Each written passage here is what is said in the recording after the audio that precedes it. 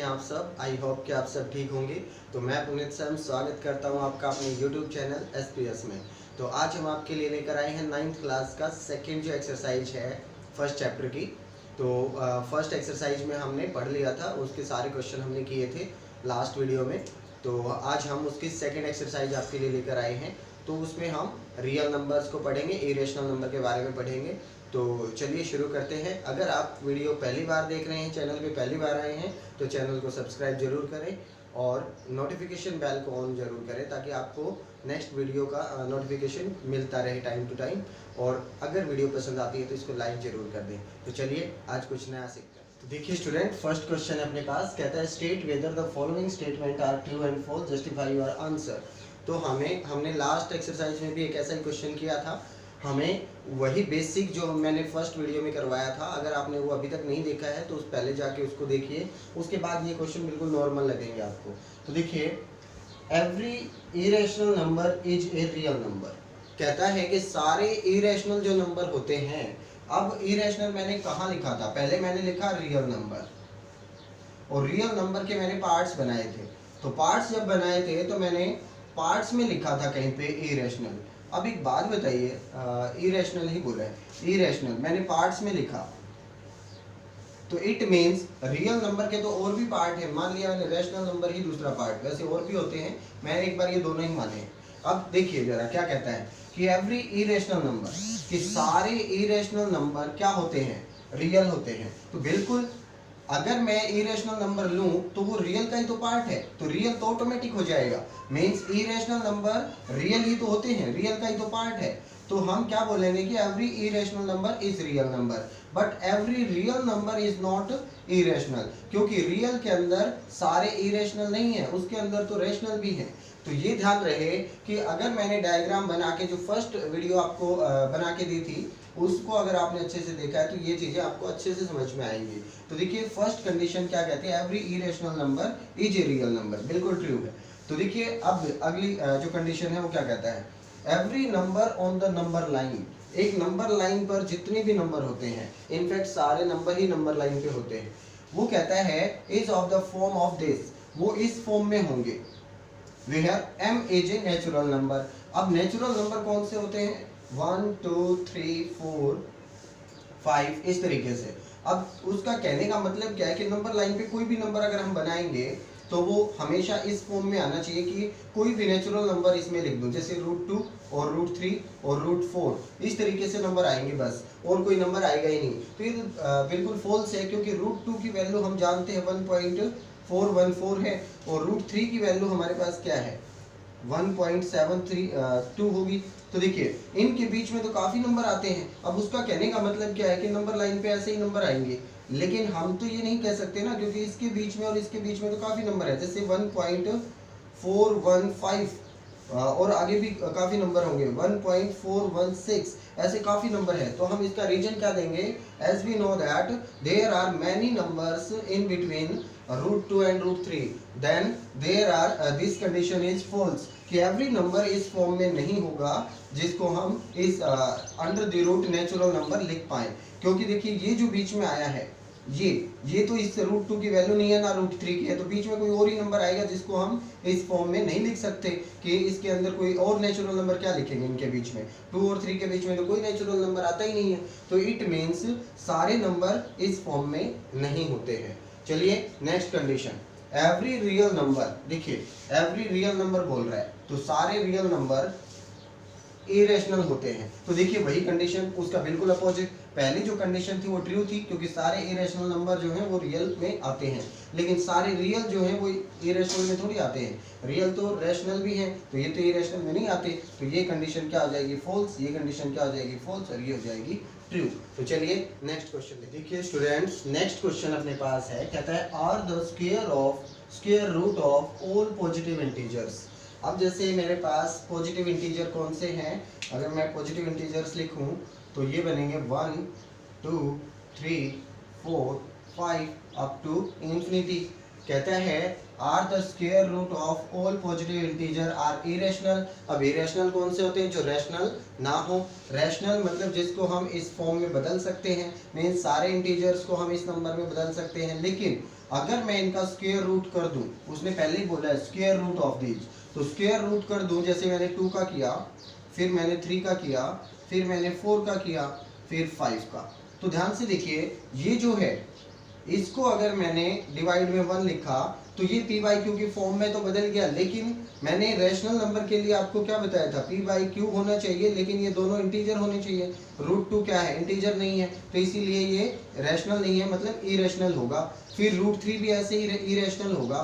तो उसमें कहने का मतलब ये है कि ये जैसे इरेशनल हो गया, ये इरेशनल हो गया, ये इरेशनल हो गया, तो इरेशनल नंबर क्या सारे ही स्क्वायर रूट करने पर इरेशनल हो जाएंगे?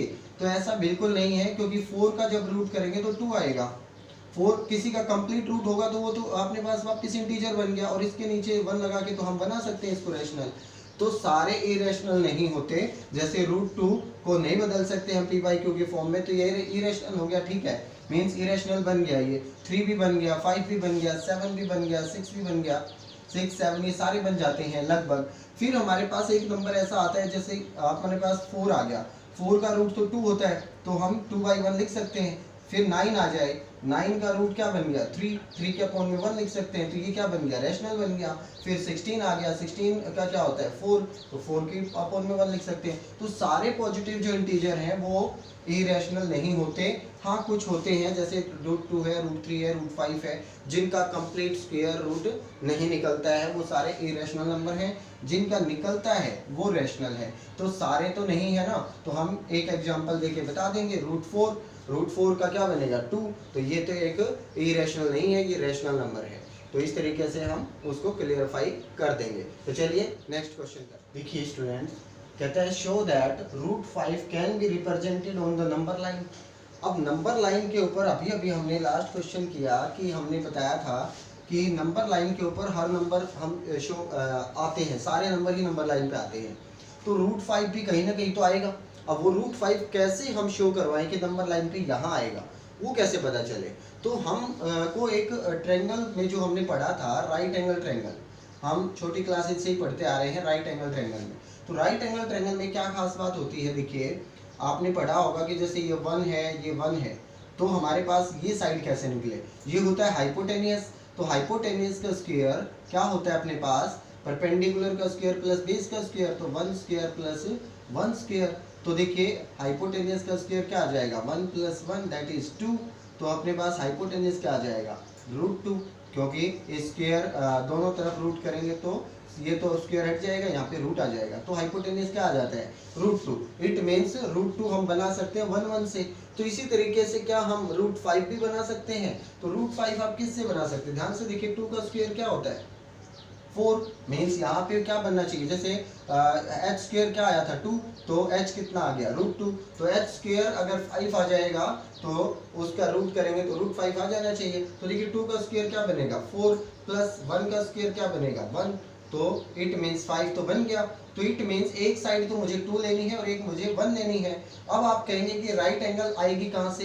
देखिए नंबर लाइन पे हमें कुछ नंबर का तो पता ही है जो कंफर्म है, जैसे 1, और इसका जो हमारा कैलकुलेटेड गैप होता है उसको हम 2 मान लेते हैं, यहाँ पे 0 मान लेते हैं, तो 0 1 2 3 ऐसे ही कैलकुलेटेड गैप चलता रहेगा, दैट इज 4। तो इसी तरीके से हम ले लेंगे। अब देखिए ऊपर भी तो इतना ही गैप हो गए, हम क्या लें, जैसे इतना गैप है तो ऊपर मैंने 1 पे टिक लगा दिया, ऐसे ही 1 की जो लाइन है ये कंप्लीट इधर से चलेगी। तो देखिए यहाँ से 2 और यहाँ से 1, ये अपने पास अगर मैं ये पॉइंट ले लूँ, ध्यान से देखिए जरा, ये दूरी कितनी हो गई 1 और ये दूरी कितनी हो गई 2। तो अगर मैं इसको मिलाऊं अब तो ये क्या बनना चाहिए, देखिए राइट एंगल ट्रायंगल बन तो गई, एक की दूरी कितनी हो गई 2 और इसकी क्या होगी 1। अगर मैं इन दोनों का स्क्वायर करके जोड़ूं तो ये हाइपोटेनियस बन जाना चाहिए। हाइपोटेनियस क्या होता है, यही तो होता है 90 के सामने वाला, तो 90 के सामने जो साइड है वो हाइपोटेनियस है। तो हाइपोटेनियस कितनी आ गई, हाइपोटेनियस का स्क्वायर आ गया 5। तो हाइपोटेनियस का स्क्वायर अगर 5 है तो हाइपोटेनियस कितना होगा रूट 5। इट मीन्स ये हाइपोटेनियस की जो लंबाई होगी वो क्या होगी रूट 5 के बराबर होगी। तो ध्यान से देखिए ये लंबाई कैलकुलेट करके अगर मैं ग्राफ पे लेके आऊँ, जैसे हमारा जो कैंपस होता है उससे लेकर आऊँ, तो यहाँ पे आ जाएगा अपना पॉइंट। तो ये जो लंबाई होगी यहाँ से यहाँ तक की, इस पॉइंट तक की, ये क्या होगी रूट 5 की। तो रूट 5 की लंबाई हमें कहाँ से मिल रही है, इस हाइपोटेनियस से मिल रही है। तो इस तरीके से आप हाइपोटेनियस बना के 2 और 1 से। अब आप कहेंगे इससे आगे भी कोई नंबर, बिल्कुल हम बना सकते हैं, √6 भी बना सकते हैं। अब आप कहेंगे √6 कैसे बनाएं, तो ध्यान से देखिए √5 यहाँ तक की वैल्यू आ गई है। अब इसको अगर मैं 1 तक कैलकुलेट करूं, मान लिया 1 का जो टिक मार्क है मैंने यहाँ पे लगा दिया, तो ध्यान से देखिए ये यहाँ पे मिलेगा। अब मुझे एक बात बताइए, ट्रायंगल जो बन रही है आप ध्यान से देखना इसको, ये मैंने लिखा है √5 और ये लिखा है 1, मैं जो √5 था उसमें 1 और ऐड कर दिया है मैंने, 1 की दूरी ले ली है। 1 तो हमारा फिक्स है, 1 की डिस्टेंस तो फिक्स है। तो ध्यान से देखिए ये क्या बनेगा, अब इन दोनों का स्क्वायर करके √5 का स्क्वायर प्लस 1 का स्क्वायर अगर मैं ऐड करूं तो क्या बनना चाहिए, हाइपोटेन्यूस 5 का स्क्वायर 5 एंड 1 का स्क्वायर 1, तो इनका ऐड होके क्या आएगा 6 और h क्या आएगा √6। तो √6 ये जो लंबाई है ये क्या बन जाएगी अब √6। तो इसकी जो हम नंबर लाइन पे नोटेशन देंगे वो क्या होगा, √6 यहाँ पे आएगा। अब 7 चाहिए तो फिर यहाँ से आप लाइन खींचो और 1 के ऊपर आप फिर मिला दो। 8 चाहिए तो आप जो हमारा √7 मान लो यहाँ पे आ गया ऐसे, तो वहाँ पे ले जाइए और 1 से मिला दीजिए, मतलब आप कोई भी नंबर। ये थी आपकी सेकंड एक्सरसाइज। तो सेकंड एक्सरसाइज में इतने ही क्वेश्चन है, इससे रिलेटेड जितने भी आपको एग्जाम्पल वगैरह मिलते हैं उन सबको ट्राई करें, फिर नोटबुक में एक्सरसाइज को कंप्लीट करें और अदर बुक से अगर आप सर्च करके जितनी ज़्यादा प्रैक्टिस कर पाएँ वो करिए, ताकि आपके माइंड क्लियर हो और नंबर सिस्टम आपको अच्छे से समझ में आए, क्योंकि 10th क्लास में भी इसका बहुत यूज होने वाला है। तो अगली एक्सरसाइज के साथ मिलते हैं।